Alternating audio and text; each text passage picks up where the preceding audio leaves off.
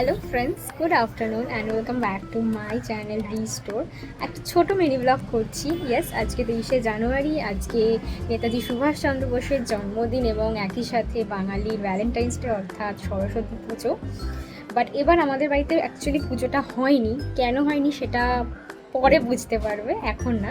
But হ্যাঁ, একটু তো বেরোবো ডেফিনেটলি, সেই জন্য আর কি একটু, যেহেতু হলুদ সরস্বতী পুজো মানে একে অন্যের পরিপূরক, তো সেই জন্যই মায়ের একটা হলুদ শাড়ি বের করে নিয়েছি, পরে নিয়েছি। ঘরে পুজো হয়নি ঠিকই, কিন্তু আমার কাছে একটা ছোট সরস্বতী ঠাকুর আছে, তাকেই মালা মিষ্টি ফুল দিয়ে আর কি প্রণাম করেছি। তো তোমাদেরকেও একবার দেখাই, তারপর একটু বেরোবো, বন্ধুরা মিলে একটু এদিক ওদিক দেখবো, একটু একটা দুটো ঠাকুর দেখে আবার বাড়ি চলে আসবো। তো ভাবলাম তোমাদের সাথে এই পুরো মোমেন্টটা শেয়ার করি।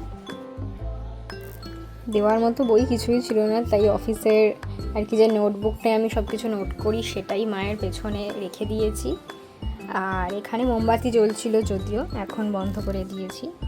আর এই গাঁদা ফুলটা আমাদের বাড়িতে হয়েছিল, তো ভাবলাম সেটাও মায়ের চরণে দিয়ে দিই। তো এই হচ্ছে আমাদের এবারের পুজোর ছোটোখাটো আয়োজন।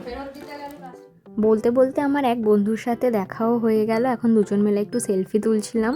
আর দুজনেই যেহেতু শাড়ি পরেছিলাম, তো বেশ নিজেদেরকে অন্যরকম লাগছিল। তারপর দুজন মিলে গেলাম আর একটা বন্ধুর বাড়ির ওখানে, কারণ সেখানে খুব বড় করে সরস্বতী পুজো হয়। তো গিয়ে আমি একটু ছবিও তুলছিলাম।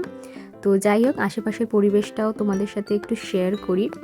তো আর এই যে পুজোটা হচ্ছে, যে বললাম যে বন্ধুর বাড়ির নিচে হয়, সেখানে এই পুজোতে আর কি আমার বন্ধুটা হচ্ছে মেন সেক্রেটারি। তো অনেকবারই বলেছিল, তো ভাবলাম যে ঠিক আছে যাই দেখা করে আসি।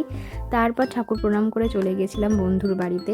সেখানে ছাদে ওদের এত সুন্দর সুন্দর ফুল ফল সবজির চাষ হয়েছিল, মানে চাষ মানে কি আর কি নিজেরা ভালোবেসে করেছিল, তো সেগুলো দেখতে খুবই ভালো লাগছিল। আর ওভারঅল ছাদটা এত সুন্দর খোলামেলা, দূরে সাউথ সিটি মলও দেখা যাচ্ছিলো।